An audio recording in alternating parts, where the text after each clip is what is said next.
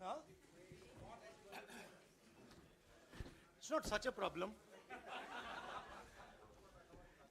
In fact, it's good for you and me. साथियों शुरू करें। राहुल जी आपको संबोधित करेंगे, उसके बाद में 3-4 सवाल लेंगे। आधे घंटे या 35 मिनट का समय है हमारे पास, तो मैं राहुल जी से गुजारिश करूंगा कि अब शुरुआत करें। धन्यवाद जयराम जी।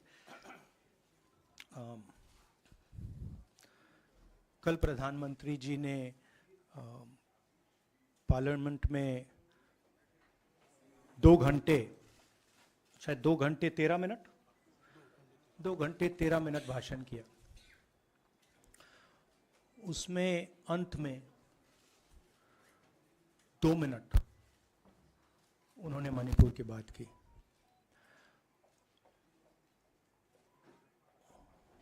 मणिपुर में महीनों से आग लगी हुई है, लोग मारे जा रहे हैं, बलात्कार हो रहा है, बच्चों को मारा जा रहा है। और अगर आपने देखा होगा कल, तो प्रधानमंत्री हंस हंस के बोल रहे थे, मुस्कुरा रहे थे, जोक्स क्रैक कर रहे थे, हंस रहे थे। ये उनको शोभा नहीं देता है। हिंदुस्तान का प्रधानमंत्री, अगर इस देश में हिंसा हो रही है, दर्द हो रहा है, हिंदुस्तान के प्रधानमंत्री को 2 घंटे मजाक नहीं उड़ाना चाहिए। विषय कांग्रेस नहीं था, विषय मैं नहीं था, विषय मणिपुर है। मणिपुर में क्या हो रहा है और उसको एकदम क्यों नहीं रोका जा रहा है, ये विषय है। मैं आपको अपना एक्सपीरियंस देता हूं, जो मैंने शायद अभी तक बोला नहीं, शायद पहले बोल देना था। मैं अब तकरीबन 19 साल से राजनीति में हूं और मैं हर स्टेट में गया हूं। बाढ़ आए, तूफान आए, सुनामी आई थी, हिंसा होती है, हम जाते हैं। 19 साल के एक्सपीरियंस में जो मैंने मणिपुर में देखा और सुना, वो मैंने कभी पहले नहीं सुना था। मैंने पार्लियामेंट में बोला कि प्रधानमंत्री जी ने, अमित शाह जी ने भारत माता की हत्या की है, मणिपुर में भारत को खत्म कर दिया है। मैंने ऐसे नहीं बोला था, ये खोखले शब्द नहीं है। मैं आपको समझाता हूं मैंने ये बात बोली क्यों। जब हम मणिपुर पहुंचे, हम लैंड किए, हमें मणिपुर में दौरा करना था। जब हम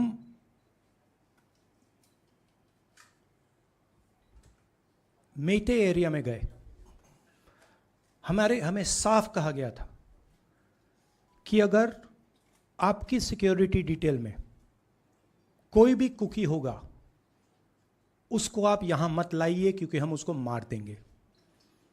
और जब हम कुकी के एरिया में गए, हमें कहा गया अगर कोई मेते आपकी सिक्योरिटी डिटेल में होगा, उसको आप मत लाइए, उसको हम गोली मार देंगे। हम जब गए, हमें मेतेज को परे करना पड़ा, हमें कुकीज को परे करना पड़ा। मतलब एक स्टेट नहीं है, आज 2 स्टेट है। स्टेट की हत्या कर दी गई है और उसको चीर दिया गया है। इसलिए मैंने बोला हिंदुस्तान की हत्या मणिपुर में बीजेपी ने कर दी है। और जब मैंने कल प्रधानमंत्री को देखा हंसते हुए, मजाक उड़ाते हुए, मैं समझ नहीं पा रहा था कि हिंदुस्तान का प्रधानमंत्री इस प्रकार से कैसे बोल सकता है। प्रधानमंत्री को यह पता नहीं लग रहा है कि हमारे देश में क्या हो रहा है। छोड़िए, नहीं जाना चाहते हैं, उसके भी कारण हैं, शायद मैं बता नहीं सकता हूं आपको, उसके कारण हैं। मगर अगर जा नहीं सकते हैं तो मणिपुर के बारे में बोले तो हिंदुस्तान की आर्मी, आप सब जानते हो, सेना को आप जानते हो, जो मणिपुर में हो रहा है, हिंदुस्तान की सेना उसको 2 दिन में रोक सकती है। 3 दिन नहीं लगेंगे। अगर हिंदुस्तान की आर्मी को कहा गया कि यह तमाशा बंद करो, 2 दिन में यह तमाशा ड्रामा बंद हो जाएगा। प्रधानमंत्री मणिपुर को जलाना चाहते हैं, आग बुझाना नहीं चाहते हैं। यह है सच्चाई। अब आप अपने सवाल पूछिए। Would you like me to say it in English? I watched the Prime Minister of India yesterday speaking for 2 hours, laughing, joking, lagaving naras in the parliament. The Prime Minister would say one line and the entire BJP would shout another nara. You know, the Prime Minister seems to have forgotten that the state of Manipur is on fire and has been on fire for 4 months. Women and children are dying over there. People are being murdered. Women are being molested, are being raped. And the Prime Minister of India is sitting in the middle of the parliament shamelessly, laughing. This is not about Rahul Gandhi. This is not about the Congress party. This is not about the opposition. This is about India. It's about our country. A state has been decimated. It has been destroyed. It does not exist anymore. And it has happened because of the politics of the BJP. Divide and rule and burn. That is why in my speech I said, Bharat Mata has been murdered in Manipur. It's very interesting. For the first time, the words Bharat Mata have been expunged from the parliament. It's an insult to those words. Whatever I said that is wrong. I have said Bharat Mata, which is an idea, which is the idea of India, where everybody lives peacefully, harmoniously, with affection, has been killed in Manipur. It's a fact. So, the word itself now cannot be spoken by the people of India. We cannot say Bharat Mata in parliament.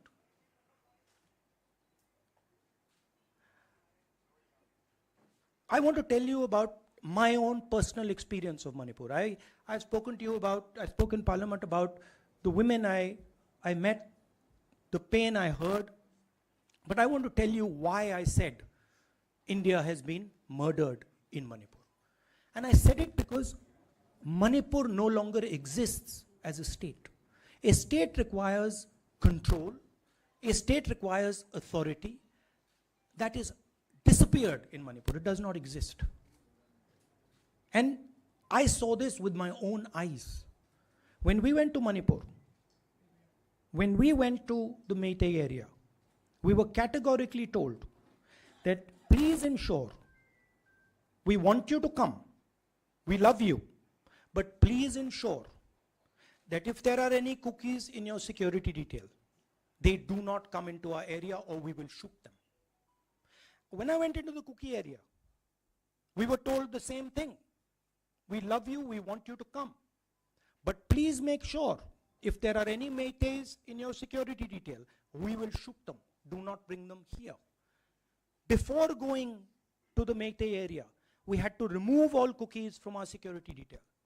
Before going to the cookie area, we had to remove all Meiteis from our security detail. When we went there, the security forces, central security forces, told us we have never seen anything like this. We were told it is completely outside our control. Okay? That is why I said Manipur has been murdered by the BJP, and the idea of India has been murdered by the BJP in Manipur. I was not speaking metaphorically. I was speaking literally. Now, the Indian army, it will take the Indian army 2 days to put an end to the nonsense that is going on in Manipur. The Prime Minister refuses to stop the fire. He wants Manipur to burn. He allows Manipur to burn. Because if he did want it to stop, there are tools in the hands of the Indian government that can stop it immediately. I know. I have full faith in our army. I know, and every Indian citizen knows, that if the Indian army is told, please put an end to this, it will stop immediately. There are reasons for the PM not being able to go to Manipur. I'm aware of those reasons. I don't want to say them publicly. But there are clear reasons as to why the Prime Minister is not going there.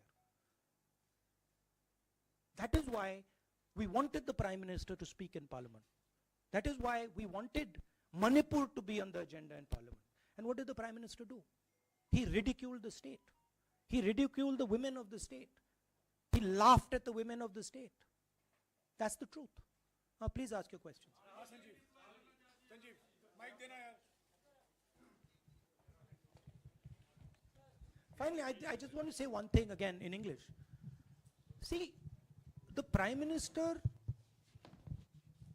when he becomes Prime Minister, he ceases to be a politician. He becomes the representative of the voice of this country. The politics should be put aside.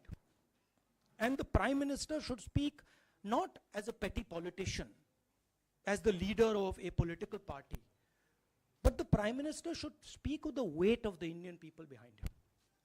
And it's tragic to watch Mr. Narendra Modi. It's sad, because the Prime Minister does not understand what he actually is. He is our representative. He's my representative. He's all our representative.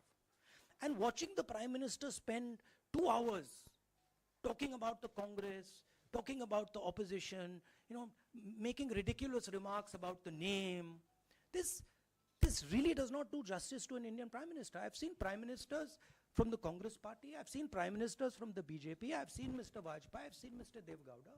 None of them have ever done this. There's a complete misunderstanding in the mind of Narendra Modi ji about what the Prime Minister of India is. Rahul ji, you wanted the Prime Minister to speak in Parliament, and now that he's spoken, and you've said that he wants Manipur to continue to burn. So what is the Congress Party's next step to retrieve Manipur and save it?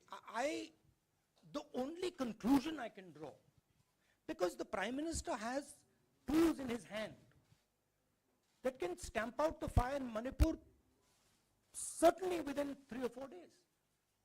But for some reason he's refusing to use those tools. Right? The Prime Minister could at least go to Manipur, talk to the communities, and say, I'm your Prime Minister. Let's start talking. It will be taken seriously. So I don't see any intention. Rahul ji, कल ये भी प्रधानमंत्री ने अपने भाषण में कहा कि 2018 में ये लेके आए थे, 2023 में विश्वास प्रस्ताव लेके आए और 2023 में भी लाएंगे. तो एक तरीके से उन्होंने साफ तौर पर ये कह दिया कि मैं तो हमारी सरकार अगली बार भी बन रही है. एक पॉलिटिकल बात भी उन्होंने कही. तो आप उनके पूरे भाषण को आप ये कह रहे हैं कि पॉलिटिकल भाषण ज़्यादा था, मणिपुर पे बात बहुत कम थी. तो इसको कैसे देखते हैं? नहीं, भाषण हिंदुस्तान के बारे में नहीं था, भाषण नरेंद्र मोदी जी के बारे में था. वो अपनी राय, अपनी राजनीति, अपने एम्बिशंस वो आपको दे रहे थे. सवाल ये नहीं है कि नरेंद्र मोदी जी 24 में प्रधानमंत्री बनेंगे या नहीं.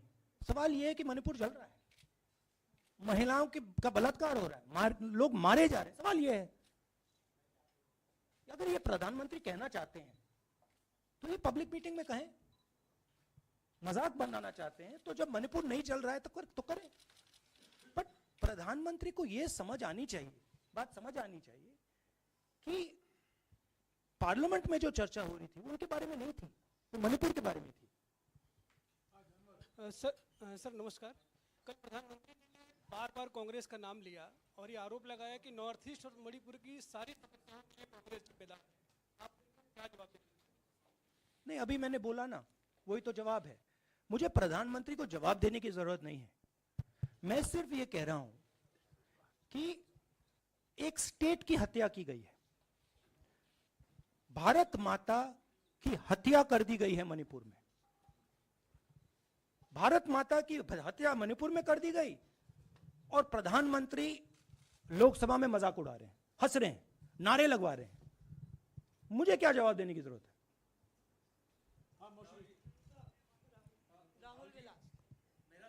एक मिनट मोहित, ऑर्डर से please. Mr. Gandhi, you waxed eloquent. Rahul, आपने बोला कि प्रधानमंत्री ने बोला सदन में कि गृह मंत्री अमित शाह ने विस्तार से जवाब दे दिया। अमित शाह साहब ये कहते हैं कि मणिपुर के सीएम को हटाने की जरूरत इसलिए नहीं है क्योंकि उन्होंने हमारी पूरी बात सुनी और वो कभी भी कोई, हमने डीजीपी चेंज किया, डीजीपी चेंज कर दिया, उन्होंने जो भी प्रशासनिक व्यवस्था हम चेंज करना चाहते थे, इसलिए मणिपुर सीएम को हटाने मणिपुर सीएम, जब मैं मणिपुर गया, मणिपुर सीएम ने जो मणिपुर में हजारों वेपन्स जो लूटे गए, वो मणिपुर सीएम के नीचे ही हुआ।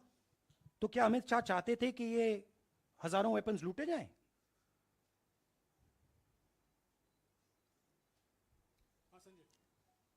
राहुल जी, जो हिंसा चल रही है, क्या अमित शाह चाहते हैं कि हिंसा चलती जाए? चीफ मिनिस्टर उसको रोक नहीं पा रहा है। अमित शाह जी कह रहे हैं कि भैया वो हमारी बात मान रहा है, तो क्या आप चाहते हैं कि मणिपुर चलता जाए? राहुल जी, एक संसद में एक नया ट्रेंड दिखाई दे रहा है कि कई सेशन से अपोजिशन के एमपीज या तो सस्पेंड हो रहे हैं या डिस्क्वालीफाई हो रहे हैं, या एक सेशन से ज़्यादा ये अपोजिशन के एमपीज का जो प्रिविलेज मोशन या प्रिविलेज रूल्स के तहत जो डिस्क्वालिफिकेशन हो रहा है या सस्पेंशन हो रहा है, इसका जो ट्रेंड बढ़ रहा है, इसको आप लोग कैसे एड्रेस करेंगे? आप देखिए, एमपीज को निकालें, वापस डालें, हमारा काम बदलता नहीं है। हमारा लक्ष्य जो मणिपुर में हो रहा है उसको रुकवाने का है। जो भी औजार हमारे हाथों में है, उस हिंसा को रुकवाने के लिए उनका हम प्रयोग कर रहे हैं और करेंगे।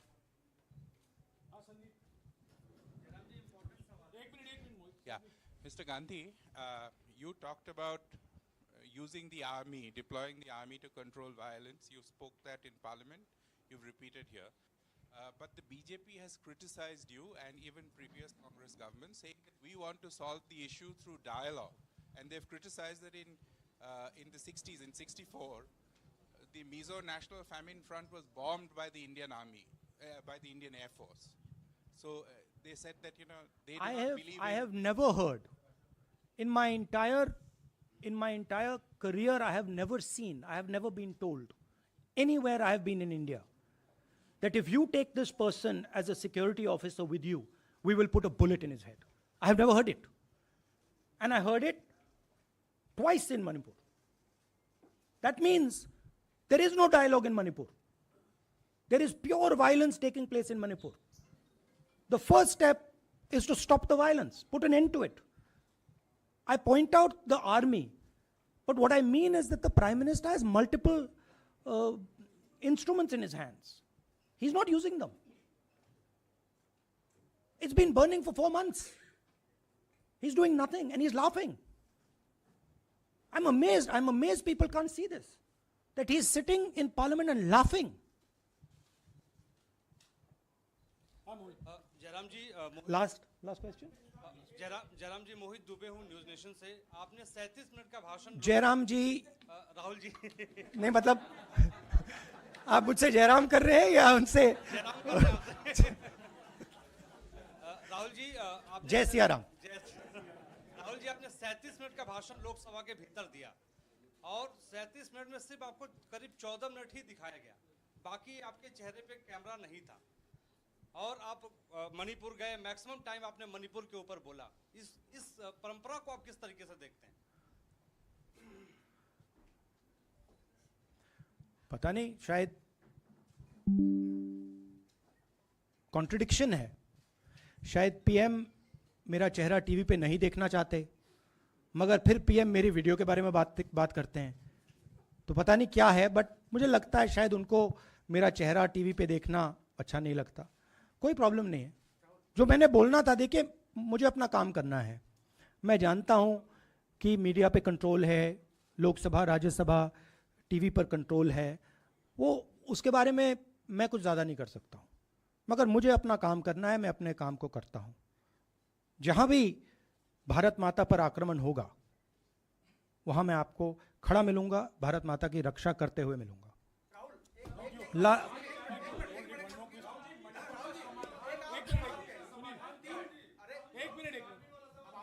हाँ, okay, last question, brother. The Supreme Court has already said what it has in terms of a constitutional breakdown, as well as now, you are asking for the army. Do you believe that Article 356 is the only way out? Or I'm not asking for anything. Please don't misunderstand. It is not my place to decide which tool the Prime Minister can use, which instrument he should use. I am pointing out that there are multiple instruments that the Prime Minister has at his disposal, and he is not using a single one. I'm pointing out that Manipur has been burning now for 4 months, and the Prime Minister is in a very good mood. He's sitting in Parliament, he's laughing, he's joking, his entire cabinet is in giggles. This to me seems completely insane. This has got to stop. India is burning in Manipur. The idea of India has been destroyed in Manipur. Let's rebuild it quickly. Thank you.